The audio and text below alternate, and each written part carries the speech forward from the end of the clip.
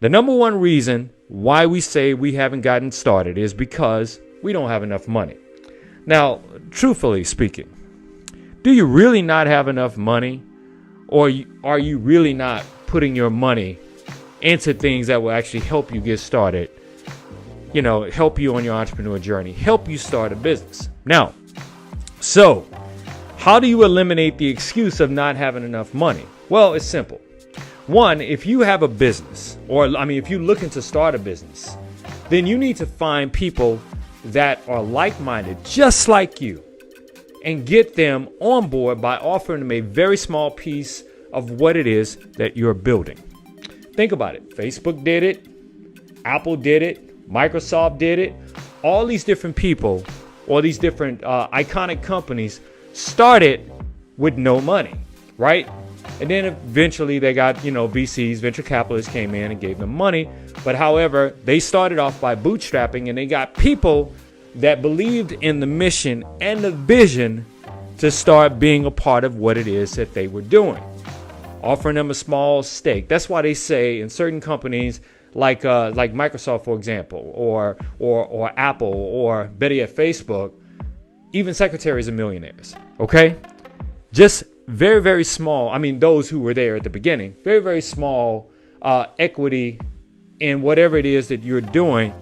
You can find people that believe in what you're doing, get them on board, and guess what? You can start your business. So having no money is no excuse. The number two reason is not enough time. Now, come on, let's be real. This bullshit, okay? Not enough time.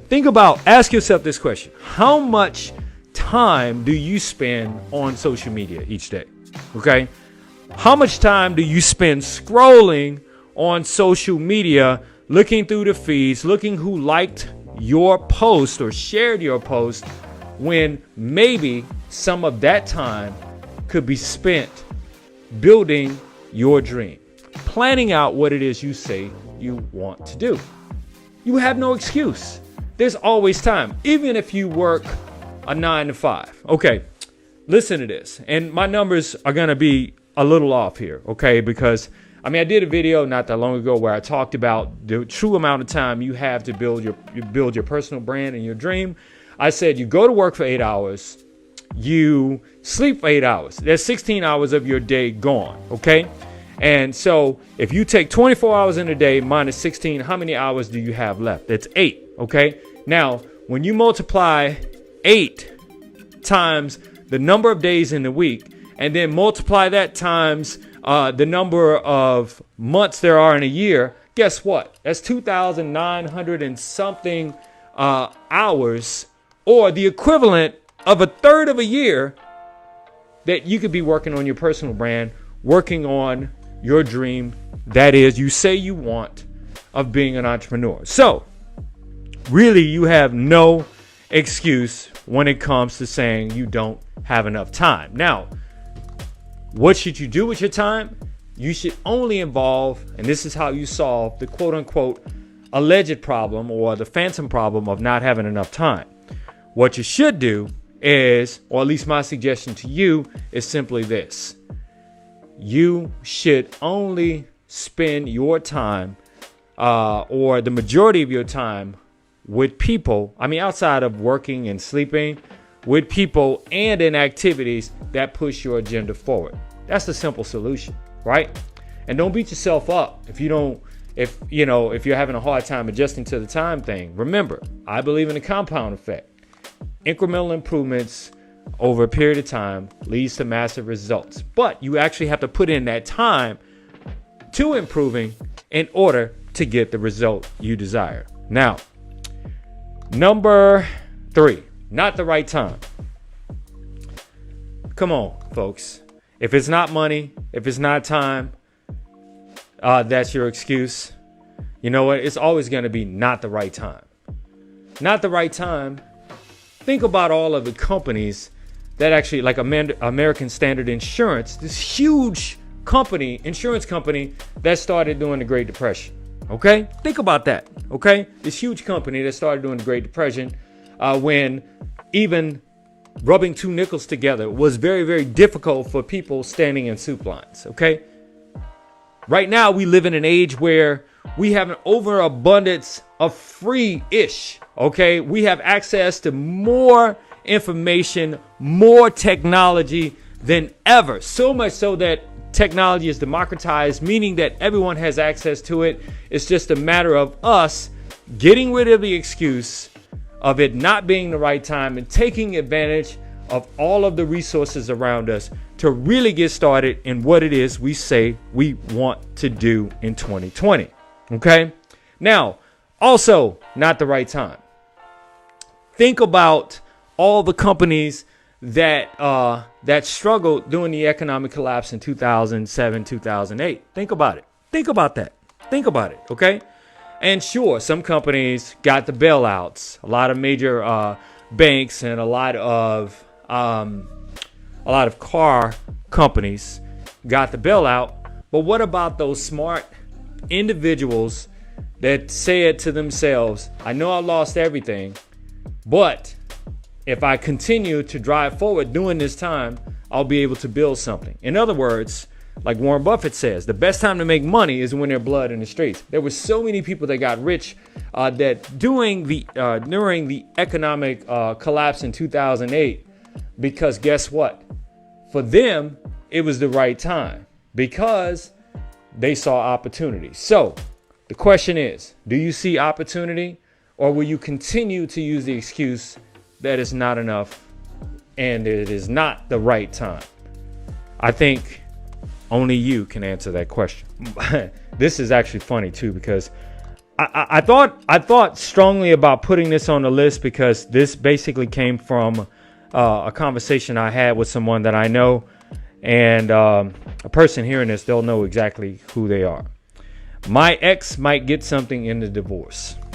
That is the lamest ass excuse I ever heard for not starting your business.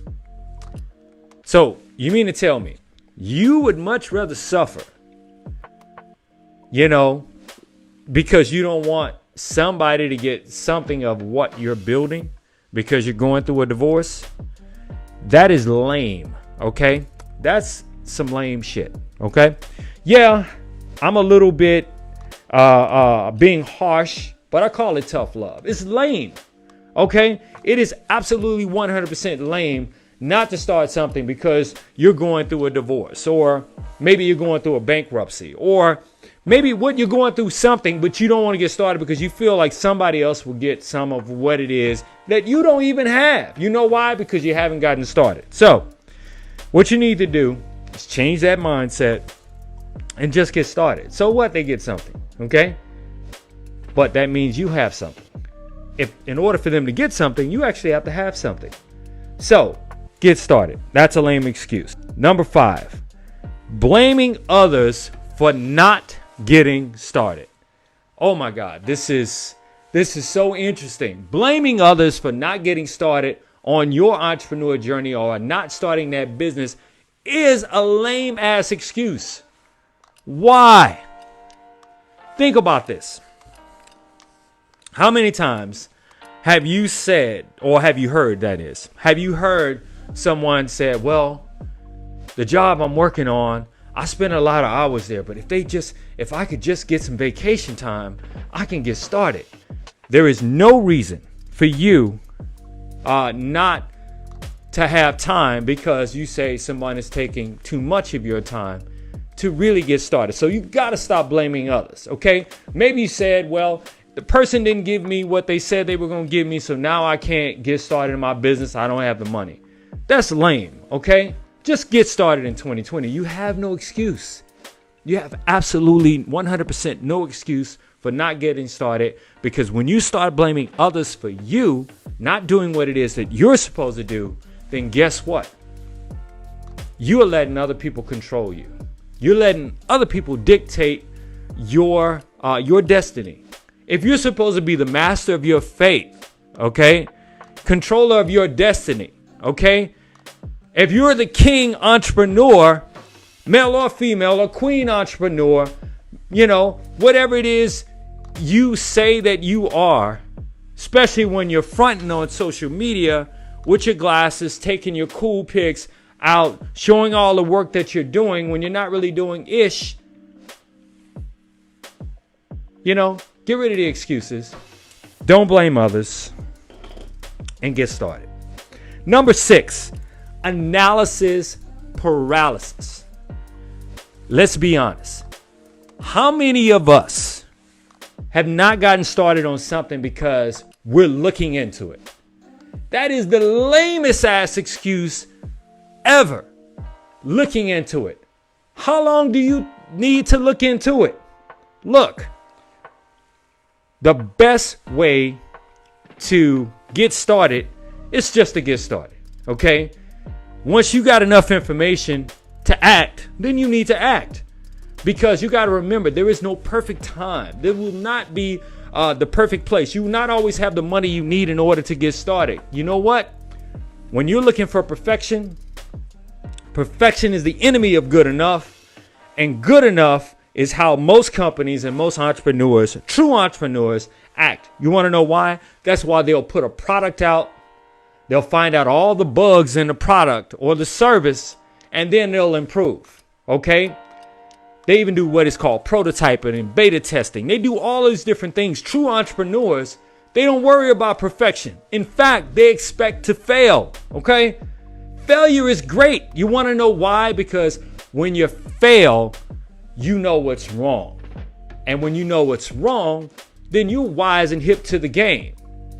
Okay? Being wise and hip to the game of what's going on with your business or your startup as an entrepreneur is exactly what you need to be successful. Okay? So, enough analysis paralysis. Stop overanalyzing things and just get started. And you know how you just get started? You have someone hold you accountable. Okay? Whether it's your spouse, your significant other, your family, your friends, whatever. Have someone hold you personally responsible for what it is you say that you want to do and that you're going to do. And if you care anything about what those people say or think, right, then guess what? You'll do it. But if you don't, if just looking cool on social media, saying you're an entrepreneur and you have a business is what it is that you want to do, well, just continue to look cool, okay? But I guarantee you, shit ain't gonna happen, okay? Unless you stop overanalyzing and just get started, all right? And to me, the number one, even though I did the numbers in, from 1 to 7, but I really think that number 7 is actually number 1. The number one reason why, or number 7 on the list, people don't get started, it is fear. Okay? False evidence appearing real. Fear. Think about this. Fear. What you really should be afraid of is being one paycheck away from losing everything. What you really should be afraid of is working on a job for 20 years, and this just recently happened to some people here in Houston, working on a job for 20 years in radio, and then all of a sudden you're off the air. You have not built anything. And I'm not saying that that's the case with everyone that got in this situation, they got taken off the air, but truthfully speaking, I know some of the people personally, and I know that they didn't save, they didn't have other businesses going on. And you as an entrepreneur have no excuse. Even if you are getting paid from multiple sources, just as what they call the BI triangle, the business investment triangle with Robert Kiyosaki's Rich Dad, Poor Dad, where you have an employee at the top, which that's where you get on the left side of the BI triangle. Employee gets paid, right? Gets a salary. You got a self-employed at the bottom. You got a business owner. And you got an investor. You, as an entrepreneur, can get paid from all of it, but ultimately, with no excuses, you want to move from being an employee and self-employed, right, over to being a business owner, a true business, meaning that you don't have to be there for the business to exist, right? Where you have systems that are so easy, like McDonald's, even a student can run it, to where you're also making passive income through real estate, through stocks, etc., as an investor.